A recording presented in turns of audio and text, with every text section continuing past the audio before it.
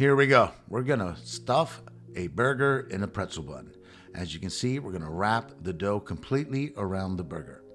So we start off with a sheet. As normal, we've let this thawed out for 24 hours before we get started. Let that proof in your cooler. Now you're ready to go. Smooth that out, pound it out. We're gonna let the dough relax. We're gonna give it a nice little shape there. We're gonna take the cooked patty, put it down in the center. And once we have that, we'll top it off with some American cheese and mozzarella cheese. Once again, that'll cream that out and give it a unique flavor. What we want to do here now is cut off the ends. We're going to save these. Trim that down to size, about a finger or an inch around the patty, depending on what size patty you're using. And we have a nice simple square. We'll take the leftover, shape it up, throw it in our bucket or container. We can always fry that or bake that.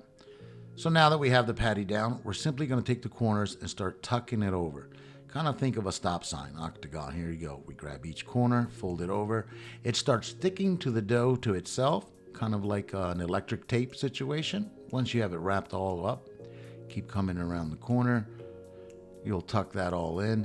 Come over here, the last flap, just stretch it in there, finish it off, give it a quick hand shape. What we want to do is flip it around.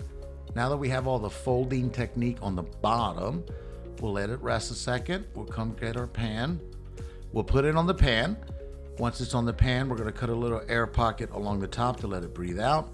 And remember, between 375, 550 degrees, this will bake off in about 5 to 6 minutes, 8 minutes at worst case scenario. Spray some browner, spray some salt. We have it nice and prepped.